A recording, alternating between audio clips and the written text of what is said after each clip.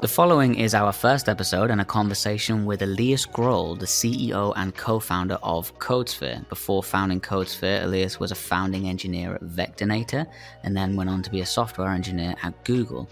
Today we talk to Elias about how to get a startup off the ground. So we talk about building a team, coming to market, how to talk to investors, what fundraising is like. So a real all-round episode here to get us off the ground.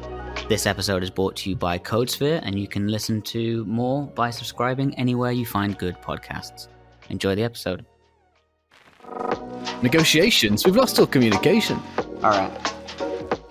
This is getting out of hand. Now there are two of them.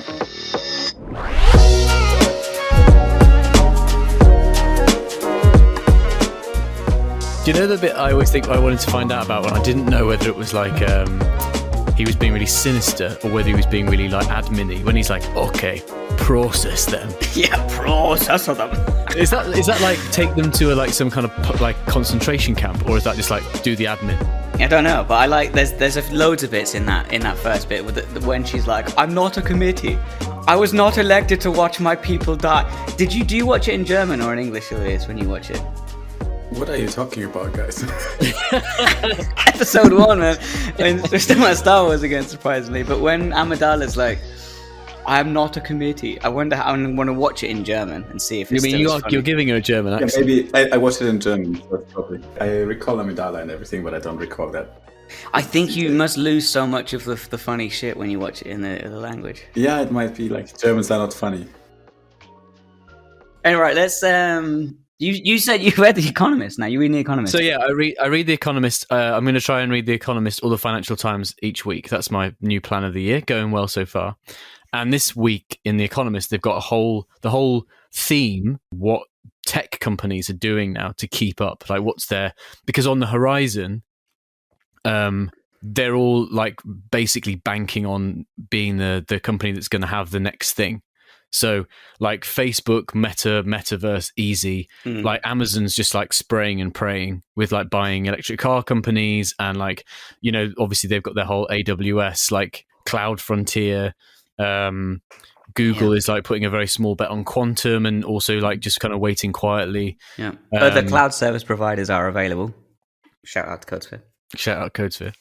But it's super interesting because it's like it's a real theater of dreams policy where it's like if you build it they will come, but nobody knows if anyone will come yet because it's all completely intangible, you know. So is this like the first time you think this has happened, like just in recent years, or is this just like a tenant? It's like it's basically like, for example, Facebook is so dependent on their main platform, Facebook, right? But everybody knows that younger people are not using it anymore, so it's completely feasible that it could go MySpace, you know, like we don't need this platform in our lives anymore, and then they have to have the next thing, otherwise they're going to become obsolete. Elias, did you ever use MySpace? What was it like using MySpace? Was it better than Facebook? I really enjoyed the MySpace time. It was a lot more like you had to customize your profile with like a HTML code. You go copy paste from somewhere. It makes sense. So, for example, the driverless cars tech, like Amazon, Apple, and another one of the other companies is really investing heavily in driverless cars. Well, Tesla doesn't count as like it's like the FANG group, you know, like it's now Mama. It's different now because the name's changed. But I'm a FANG. I'm a fan of the FANG. But yeah, they're like, it makes sense for Amazon to be invested in driverless cars because that means that they could basically digitize their fleet and then their cost of shipping would be zero at some point in the future. Because like 60% of all costs of transporting is just the staff. Yeah. So driverless cars from trucking point of view makes sense. Like people still don't know if it actually makes sense from a consumer point of view yet. There's some really interesting stuff like in those like micro managing or micro processes that save like huge amounts of money. So FedEx is like a really good example that they only turn left. Did you know that? Oh, really? FedEx drivers in the States will only turn left. Because you don't have to, or is it right? I think it's left. I'm pretty sure it's left. I can't remember which side. You wouldn't be a very good FedEx driver. Yeah, you don't have to stop to turn left in the States, right? Because it's all grid. It's all grid. So if you turn left over time, you save enough fuel than you would starting and stopping all the time. So the maths works out that if they only ever turn left the whole time, they can make it to any destination. it's the same with Amazon buying like these companies that can just like automate things, or like they use artificial intelligence to automate everything. You know. I mean, yeah, like there's getting like a book on like depression hand delivered by a drone is Yeah. like a very dystopian world to be living in. You know, Yeah, like big time. a book about disassociation and how to socialize with people delivered by a robot. It's crazy, and it's just it was just an interesting article because they use all these examples like IBM when they were building mainframes, and they were like IBM was like the fourth biggest company in the world in 1997 or something, and then they went from building mainframes to PCs. They were like, okay, the future is now PCs, and now IBM is just like a negligible size company, and so that's why all these like Microsoft buying Activision and Blizzard and all that kind of stuff. Yeah, PlayStation are trying to buy EA, in retaliation. Yeah. It's in the game. That's all you can say, isn't it? EA Sports. But yeah, it's super interesting because there's these bets being put on everything, which is just like the metaverse, for example. It's just like, does anybody care? Probably at the spectrum. I mean, Elias, you are betting on the future, aren't you? You're betting on the new development process, the cloud development future. Well, it doesn't have to do much with metaverse though. But no, no. But I think we're just talking about it should. We should definitely get in on the metaverse hype. What we're trying to do is in development. There's so many things that don't work out well at the moment. So very basically, how is most things running on cloud? And I think at the moment it's all browser based, but in the end, everyone will have kind of not really the compute resources on their PC, but everything will be in sync. So maybe some very centralized big cloud-based system where everyone has user accounts instead of being on it. And how is it that everyone is moving to that and everything is moving to that and you don't develop in it? You actually develop on your laptop for that system and it doesn't work out well because these systems need to be bigger. You need to at least test them in the way they are like running on cloud, but you only have your laptop. So we're trying to change that. And that's a bet. And that's a bet that people would like to do it. Yeah. Well, tell us a little bit. Give us tell us what Codesphere does for the non-developers out there. Well, to be honest, I don't think we'll have many non-developers listening, Tim. Are you talking about? Are you including yourself in that, Dan? Or not? Yeah. Yeah. So what Codesphere does really is being a cloud provider in which you can also develop. Basically, instead of building something on your laptop and then pushing it to a totally different infrastructure, you actually develop in cloud and you don't need to deploy it, which is extremely complex at the moment. You don't need a DevOps team to deploy it because it's already running on cloud while you're developing it. And you just click the switch and it's running in production and you have a second thing running for development. So for normal people, for non-developers, it's basically you don't have to have a DevOps team. A DevOps team is usually people who work on bringing your code from your team's laptops to cloud infrastructure. And that requires coding as well. And with Codesphere, you don't need it. And if you think of a startup like founding process, you have an idea. Don't think about the idea, but you have a problem. Yeah. And you have a problem that you want to solve. And what you do first is you talk to people, find if they have this problem as well, and if it's like emotional for them, and if it is, you can. And if there's a lot of people that are emotional about the problem, and you decide for like the smallest intersection that have exactly the same problem, then you have your target user, target customer, and you propose them a solution. Give them like a list of features that they would like to have. See what features are the most important to them. There's methods to do that. Show them mock-ups, build an app probably with no code, because the most expensive thing you can do is actually building something first before testing if it works as a startup. And then after you find out this would work technically, so you're pretty confident that it's working, you don't want to put this on AWS where you have to. AWS is a cloud provider, so they provide they provide you with service that you can rent. And it works pretty similar to a real data center, because it's built for big companies that would actually use data centers. And you don't, as a startup, you don't really want to work on the infrastructure first. You want to work on the use case. So the first time you actually bring something live, you actually bring a real product live. We would like you to use Codesphere for that. That's a really big point, because I don't think people who maybe haven't kind of like walked this path before realize how much of an issue it is to deploy an app that's going to work at scale. Oh god, yeah. When we tried to do it, you and I we were in our naivety jumped on a team and we're like, yeah, we'll build it first.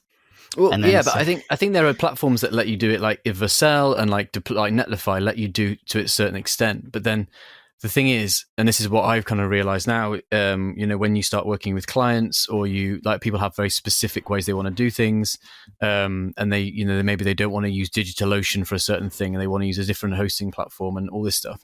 The more streamlined and easy that process is, and the less steps there are in between, the more of a non-brainer it becomes, the better it is, I think. Yeah, I think the same. Like, actually, I would even say the less you do before finding out if it works, the better. Yeah. Right. You want to be the most confident on something before you do it, before you actually spend money on it. Even though there's like a lot of money in the market at the moment, but still you don't want to spend the money on nothing.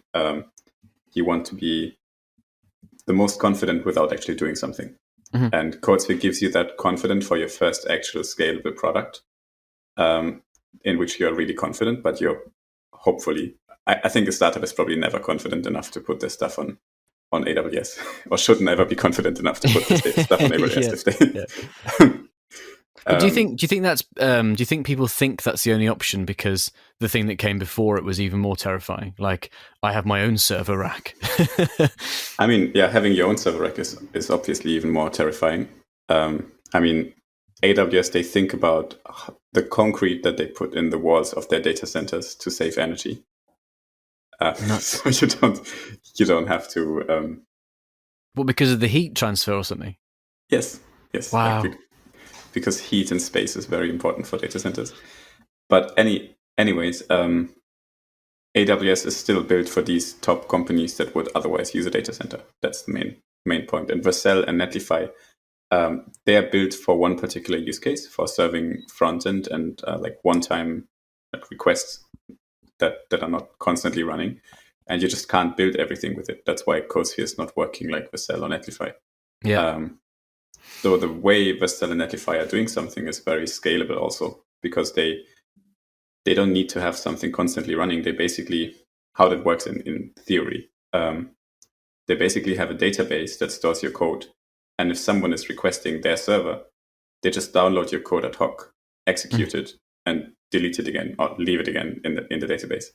And that way they can execute requests of many people, and they only bill you by request, and can distribute your code across the world without having any complexities in scaling. Yeah.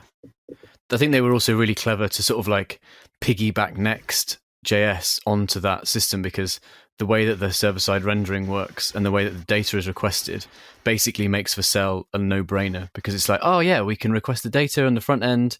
This is serverless and it works so easily. Shout out to Blitz.js, man. I'm still pushing that thing. It's the Next. It's built on top of Next, and it like Blitz.js with a Z, and it just gets rid of any need for like a server call. It's all kind of built into it. I hate JS frameworks. I must say, I hate front-end frameworks. I hate JS frameworks. Like there's a new one. Sorry for saying saying it like that, but there's a new one popping up like every minute. Yeah. And they change, and they have new versions, and they break, and you can't send PRs, and the code in which they are written is usually also written quite fast. So there's no JS framework that's maturing without changing a lot over the next couple of years. I think there's like React and Angular that you can really use for production. And the rest, I would be too afraid that it's changing too much before you have your product even finished. What's your favorite language? Are you on the Go train? Go line? Oh, no. Rust Leave for me alone life. with Go. Yeah, Angular 1. I think Rust is pretty cool. Julia, out of the new language, Rust, Kotlin, Julia, TypeScript, they're all pretty cool. Yeah. If it was for beauty of a language, it's like you can ask the question in different different ways. Like which language is the most beautiful, which language is the most. All right, I'm going to start this 100 days of coding, and I won't use any JS. What should I code in for the next 100 days? How much fun do you want to have? How much frustration? How much you want to cry? Yeah, exactly. So stress-inducing. What makes me the most useful developer in the modern landscape? Well, I think definitely JS. Back to JS then. I wrote a lot of C++ in my life, and I love C++. I wanted to do C++ because I wanted to get into some game design stuff. So if you can write C++, then you can code for NASA as well, which is a big plus. Oh yeah, it's a big plus. It's C++. It's big 2 plus. Double plus, yeah. it's actually A plus, which is very confusing. Yeah, that's a big plus. It's the worst if you're working with a team. It's the worst. Probably that it's so complex. You rarely know any person who's actually good at it, even though they coded in it for years. I coded for like maybe even 10 years C++, and I wouldn't say I'm particularly good at it. Whoa. Okay, right, fair enough. But to go back to the startup model, though, that it is. I've actually only joined those dots since you said it, but that's crazy that like Vercel as a company has thought we can build this hosting platform that people will pay for, and if we push Next.js hard enough, people will start using that, and it's like it joins the dots. It's a little bit like with Codesphere. It's like, well, if you use the platform, if you use the IDE, it joins the backend to it. It's like it improves the user experience massively. We have this IDE mainly because the IDEs on your laptop are not optimized to work for cloud. Okay. Claude. So who's by optimized, is our new German engineer? Yeah, sorry, I'm German. Hey, I'm Claude, and you're working for me. Claude. So then I am the Claude now. So they're not made for cloud, so they don't know what's happening in your system. At the same time, you have to wait for them to start on your laptop. The code is stored on your laptop. Actually, even the web IDEs that they are not really web IDEs. They are web IDEs, but they're not really cloud IDEs, because the way they work is they start a container, like a VM, on a different machine for you, and they start that IDE in that container. So basically, and that's why we think, and did a lot of research on it, that's why we think web IDEs haven't taken off yet, because it's the same thing that you have on your laptop, which is VS Code, but it's running on a different machine, so you have a ping in between. And it's also more expensive because it's using cloud servers that have margin against data centers. Yeah. So building a web IDE that relies on AWS or Azure or Heroku even, or whatever platform, you have their margin as well. So it's definitely more expensive than your laptop. If you pay 1,000 and then you have a strong machine, or 2,000, it's still better than paying some 300 per month for GitHub code spaces to have the same machine. Yeah, so it's starting slowly because it has a VM running on a different machine. It's annoying when you work because it has a ping, and it's not giving any value against what your machine already has, like VS Code. And at the same time, it's more expensive. So why would anyone use it? Yeah. Just go do all your coding in CodePen. Yeah. I think CodePen, and there's like a lot of services that do this differently in, I think, a cool way, but I think in the wrong direction, which is StackBlitz, Code Sandbox, CodePen also. What they do is in different ways, but what they technically do is they give your browser the capabilities your laptop are doing. So you're basically still doing it on your laptop, but it's running in your browser. And that's the coolest for Code Sandbox. They actually compile your code in your browser. That's actually not easy to do. And that way they don't have to run on anything on their servers. They basically still run it on your PC. But it's slower, but it's nicer for like small projects. Yeah. And then so it's still running off the resources from your machine. Yes. Well, that was what I was going to ask you. Is it would it be easier to build Codesphere as like a standalone web app? I mean, yes, a standalone app that would then basically it would be a browser that would run Codesphere. Does like Chrome and other browsers hold you back from what you can build because you don't have access to the resources on the machine? I was getting into that in a minute. So StackBlitz is even more interesting. They go like a really moonshotty approach. They put a full Linux in your browser. So actually, you run kind of a VM in your browser on your own PC, which is extremely cool because first of all, it's very secure. You can only have the same access rights your browser has. And at the same time, you have a almost fully fledged Linux in your browser, which is very cool and loads very fast. So that's actually a very cool thing. But they all have the issue they cannot be stronger than your laptop. And when you're building web apps, you have to be stronger than your laptop at some point. Okay, yeah. And you want to be online as well. So you don't want to run actually on your laptop. You want that to run somewhere where you can show it to someone. And that's kind of the interesting part about Codesphere is we can give you, Codesphere really runs like a cloud IDE. So it's not some IDE running in a VM for you. It's running in a cluster and it's just connecting to your production or development systems. So basically it doesn't take any resources off your systems. You rent some VMs from us in theory. Like you don't see that as a user, but in theory you rent like some VMs and Codesphere is running in its own cluster, scaling in its own cluster, having the scaling for having maximum performance for you. And then it's connecting to your VM and not doing anything except controlling what you're doing. Cool thing about this is you can have much more performance than your PC. You can see what's happening in your production cluster.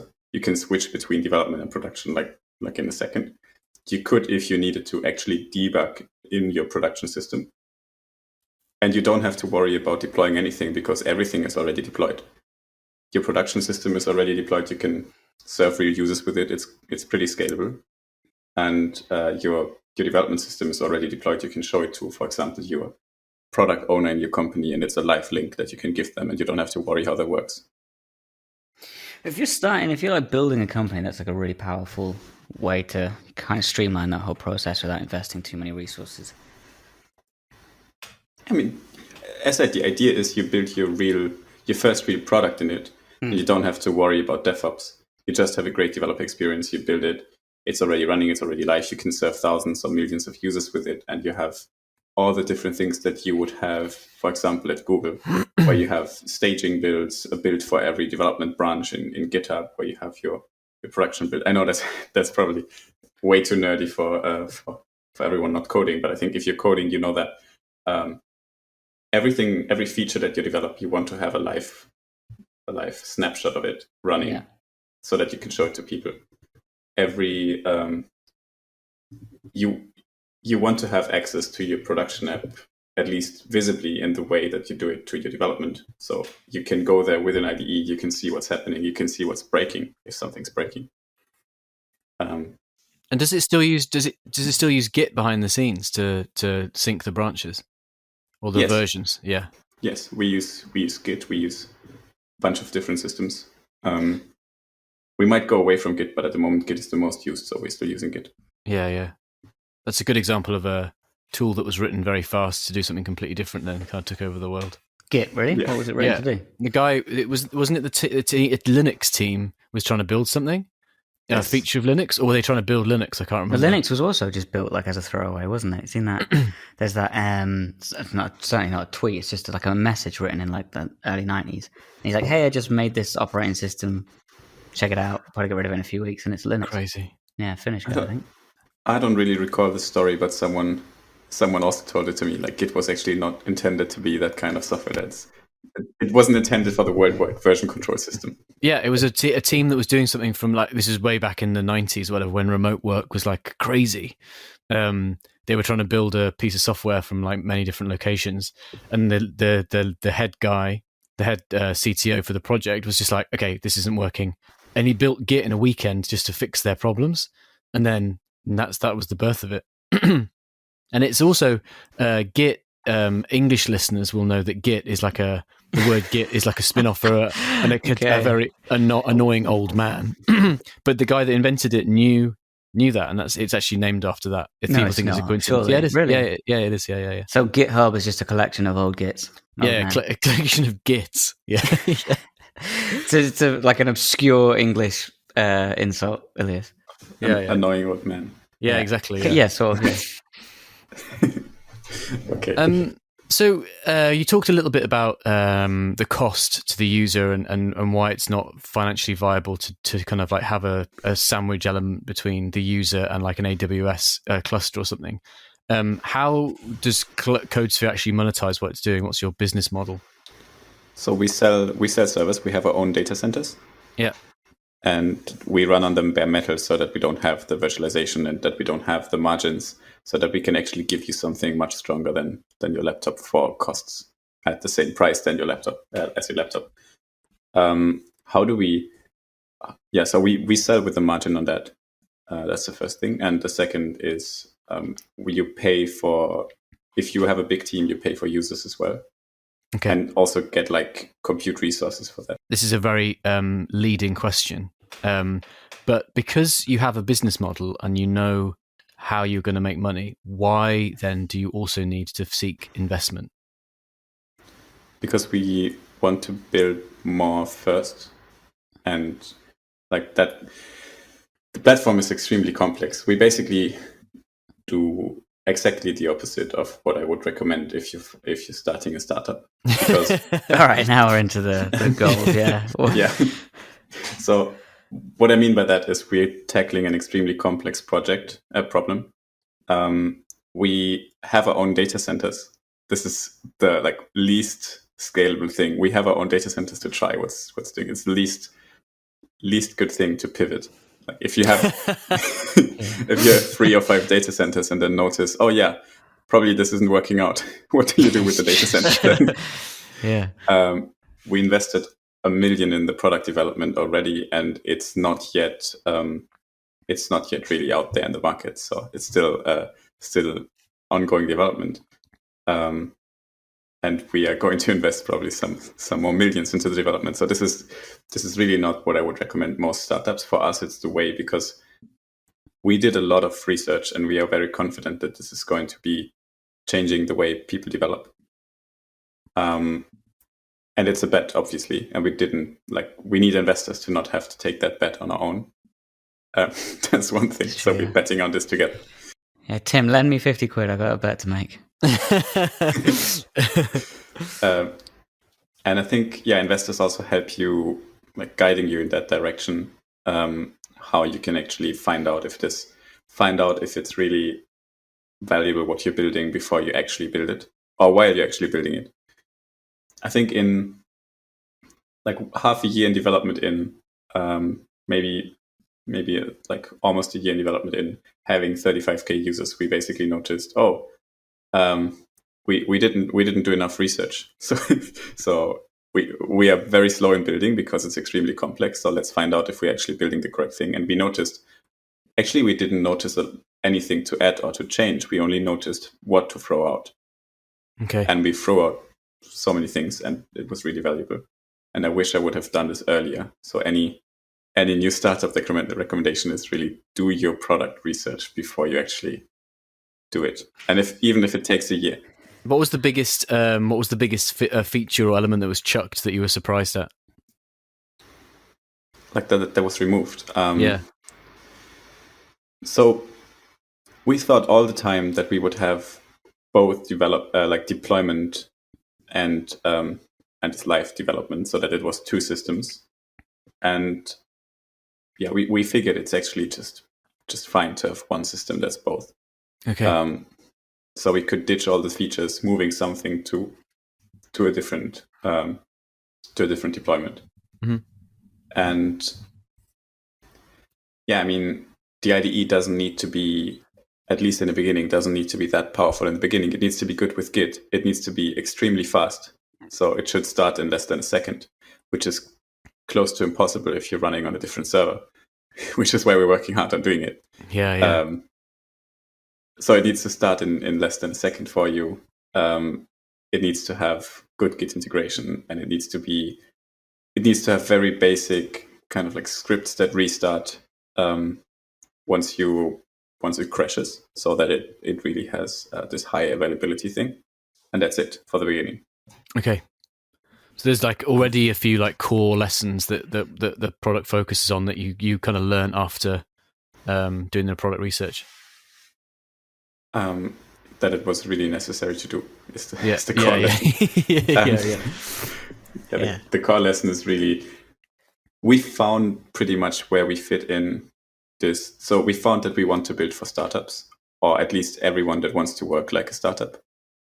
And we found that we are like, when you want to be running on data centers and everything, you want to show your customers how like super established you are. You might want to use AWS, but if you want to show the way that you're iterating fast and working fast, you might go for Codesphere, because it's helping you with that.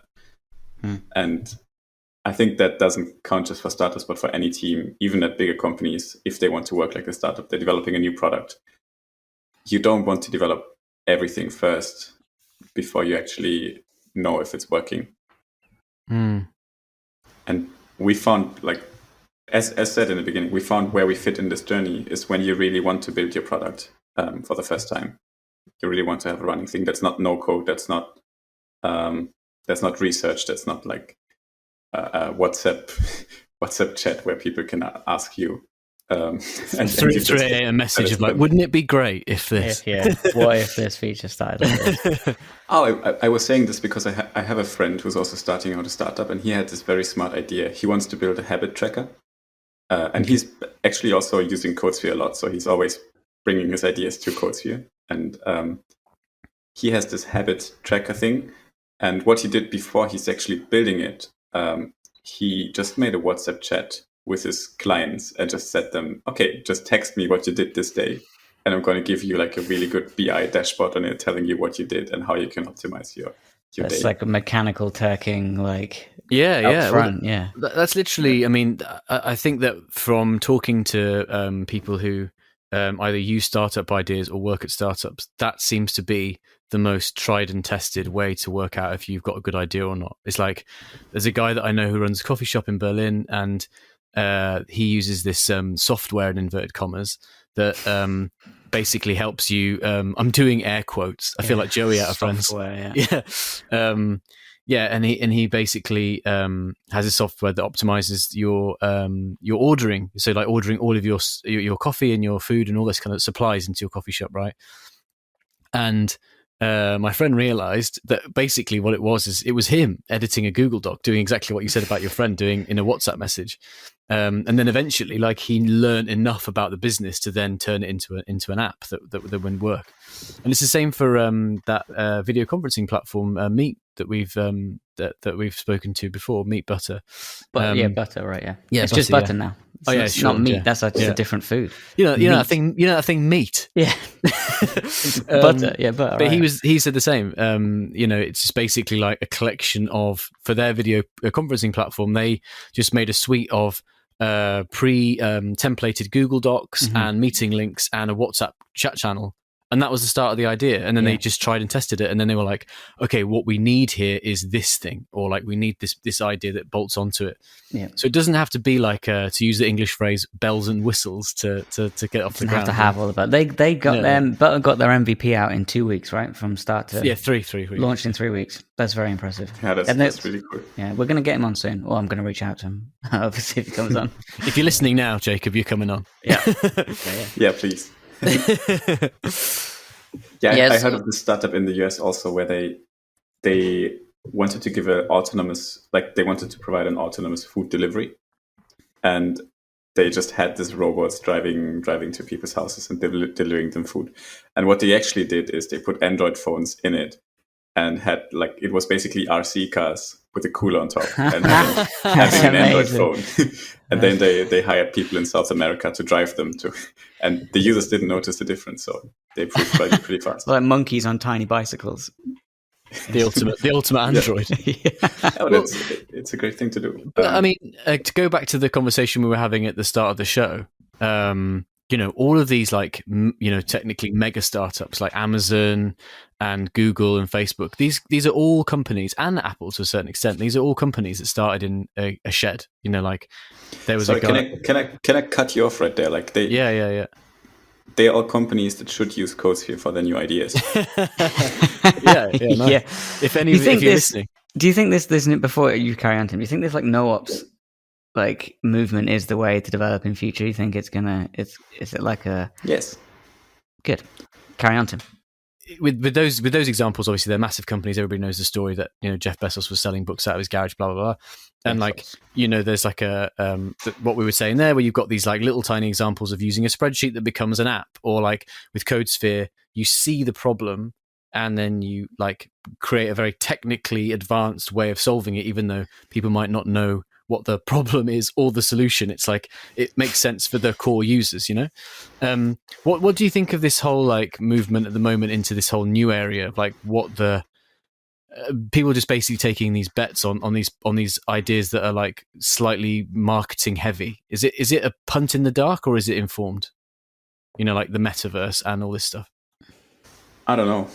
I haven't worked at Facebook. It's got to be somewhat informed. I don't think they're just like throwing. I'm interested from like a founder, CEO, technical point of view. Whether you think it's interesting or not.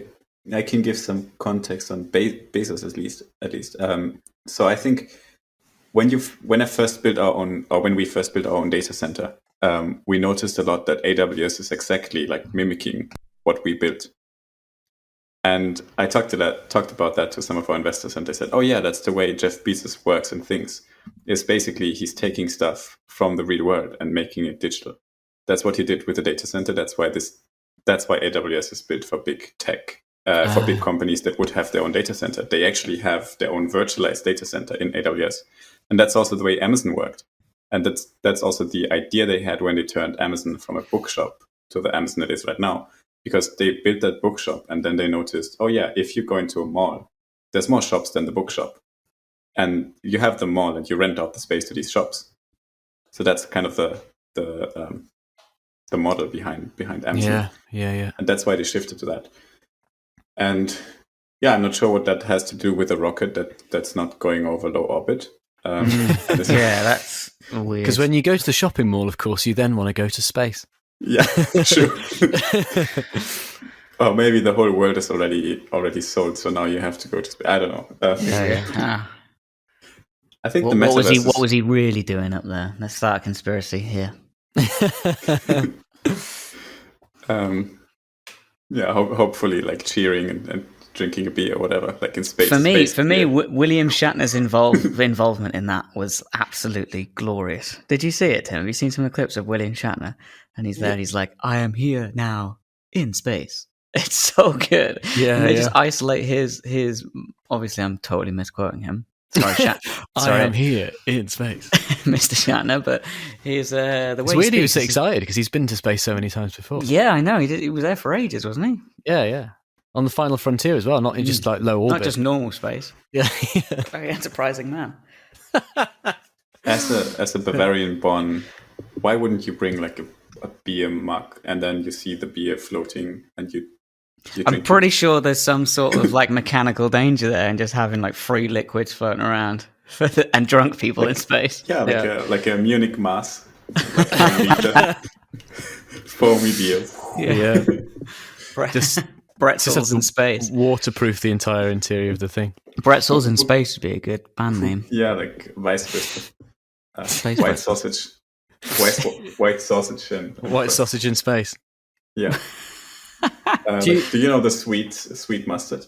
Sweet mustard. Yes, I do. I'm a big fan of it. Yeah, I like sweet mustard. Yeah, so you have some white sausages flying, some sweet mustard bubble flying, some beer bubble. It's perfect. The first time I ate a white sausage, I just ate it like a barbarian. Just ate it normally. Didn't. I think I have a conspiracy. Do you know ESA Aerospace? Yeah, not personally, but it's a Munich-based space like satellite rocket thing company. European Space Agency. No. ESA, not ESA. ESA. ISA. Oh, sorry, ESA, like the river, like the river in Munich. Yeah. Okay. Yeah. ESA Aerospace. Nice. I think that's actually their main idea. Just to be able to eat or drink any Bavarian food or drink in space. I would make this, if I was them, I would make this my advertising campaign. To be able to release a beer into the deep, cold depths of outer space. Yeah, it's Sunday, so it's fine. Talking about flying beer bubbles. October space for sure. I am. Is anyone else as excited as I am about the James Webb? You following the James Webb? Yeah, I Tesco. followed it. Awful name, but I'm just very addicted to every piece of information I can get from that. I'm so excited. Do you think they intentionally made it look like a Star Destroyer? Not intentionally, but it does. I'm very happy about it. It does look a lot like a Star Destroyer. Yeah. But it's just seeing stuff. Yeah, I'm also impressed. Like I'm happy that it worked and they didn't waste it and had to do it again. I mean, yeah, but also we'll be able. There's just something that's mind blowing. I need some more context on this. Like you can see, it'll be able to see if there was light before the Big Bang. Wow. I don't know. That feels like there's a religious connotation in there somewhere, right? Does that not? We just see like you'll just see, God working away there. Like, oh shit. The James Webb telescope's coming. Look busy. Yeah. But like sort of back in time. Yeah, I am. Do you know what I'm going to do? And the three of us can do it now if you want. The first picture it takes, I'm going to print it, frame it. Are you? Yeah. What if it's it takes the photo and it comes out as a print error? Well, that's even better, wouldn't it? That'd be like that's the piece of history. A print error, the James Webb's first one, the $1 billion print error. Crazy. Stick it on my wall. All right, we talked a lot about how the main problem is figuring out if the problem needs to be solved. The most expensive thing you can do is just start solving it before you even know it's an issue. But what would your top tip for people out there be to find that startup idea? Try to find the problem that you have yourself in your life that you can get passionate about also.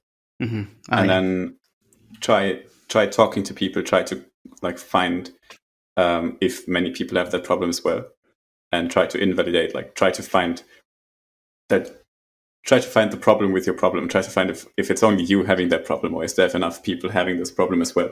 And once you have 10-20 people that like have the same features as a person, like same age or same group of people, then you have your idea, and you should try to crush it as often as possible. But how do you go about that? Do you just like invite people for coffee and be like, "Hey, I've noticed that I'm really struggling buying furniture. How would you feel if I made an app to fix it?" So you can start asking your mom, and there's a book about that. Like it's called Mom Test. So because your mom, we were talking about that the other day, weren't we, Dan? You were saying that you just like you say if you want to hype yourself up. That's a different thing. If I'm like suffering from like imposter syndrome about a topic, I explain that topic to my mum, and she's always massively impressed. So I always feel very very very validated in it. So, but I think this is slightly different. Yeah, love your mom already. Yeah, you would like it. What's the mum test? Yeah, so the mom test is about your mom will always say that whatever you say to her is good. So you have to find something. You have to find a way to ask your mom without actually telling her what you're doing. That's the essence of it. So you don't ask, would it be a great idea to build service XYZ? You would basically say, hey, do you have that problem? For example, if you're trying to build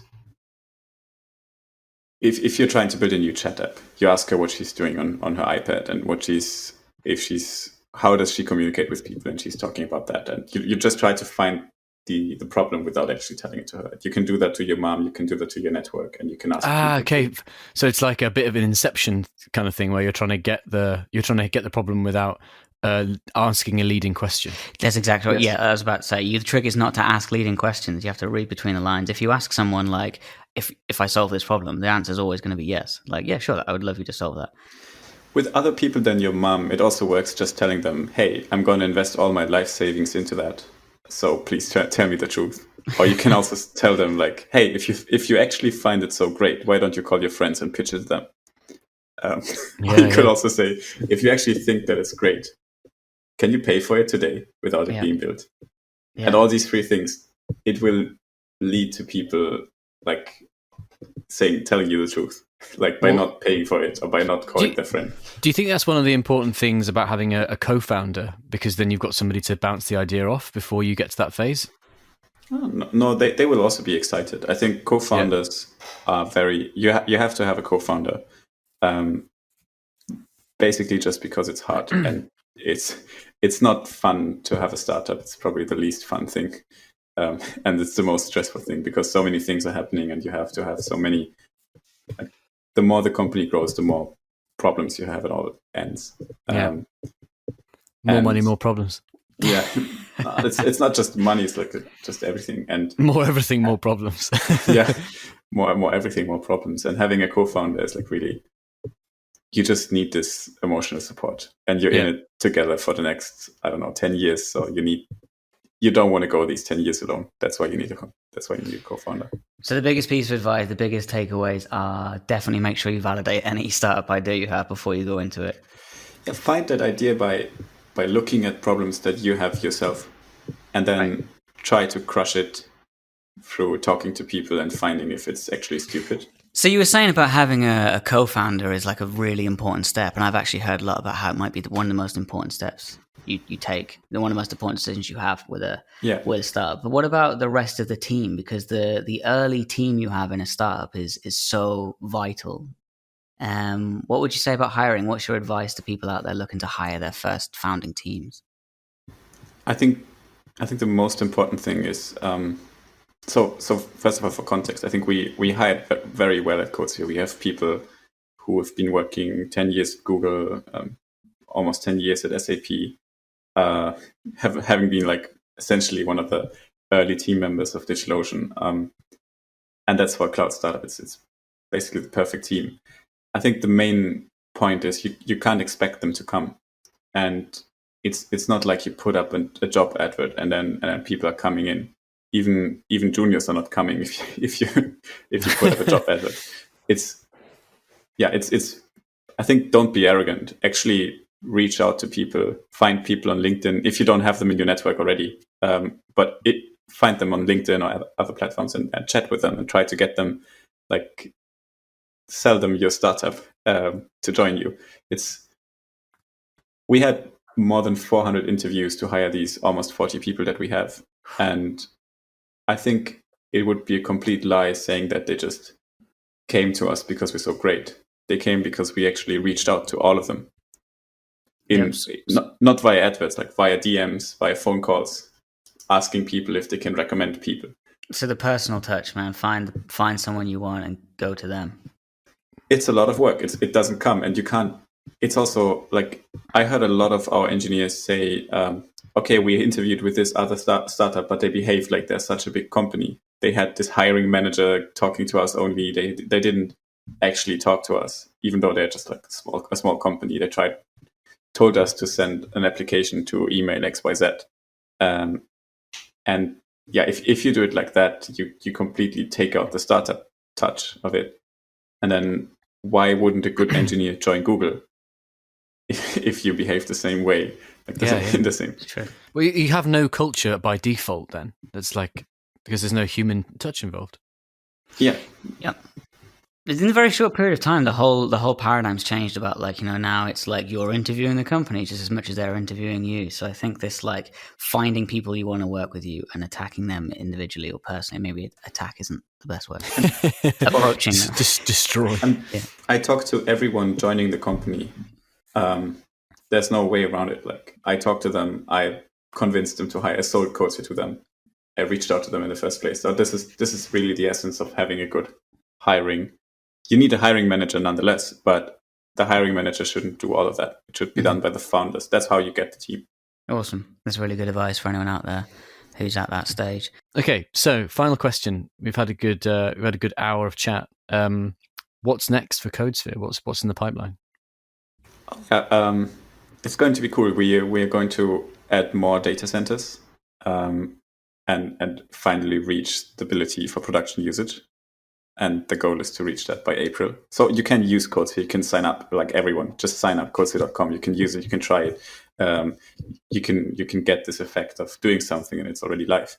But by April, I would actually reach out to you and recommend you using it for your production use cases. Nice. Awesome. And I'm very excited about that. Yeah. And then after that, we're going to work much more on improving developer experience. So at the moment, Codesphere will be the fastest way to host your stuff and fastest way to develop, but it still feels kind of the same. We have so many ideas in the pipeline to actually change the way you develop, and we have to test them again with product research again. So looking forward. Yeah, awesome. I'm very excited, and congratulations on your recent new round of funding you just got. Oh yeah, well done. thanks. Well done. Thanks. Really exciting. Casual 5 mil. Casual 5 Yeah, million. casual. Very exciting future prospects there. So cool. But- Thank you so much for joining us today, Elias. Yeah, just mentioning to the 5 million, it will be very interesting to talk about that in the next episode. It wasn't casual and it wasn't easy to get it. And it wasn't... Okay, yeah, we'll do that. We'll get you on in a few weeks and we'll go through that whole process. We'll really have a deep dive into how to find funding, how to build a pitch deck, how to pitch a pitch deck. I think this is going to be some really useful information. And as long as if I get to talk about slides, I'll be very happy. Yep, Tim's a big loves making presentations, so you can make a presentation if you want. Just anytime. Yeah, something. I think we raised the last round even saying, "Oh, sorry, we don't have a pitch deck because the last one we did is half a year old." Super casual. You don't need slides. Whoa. Well, you need to work on it. The world is changing. This is a brave new world I don't like. No code, no ops, no slides. No slides. No slides. No team, no product. No money, no problems, huh?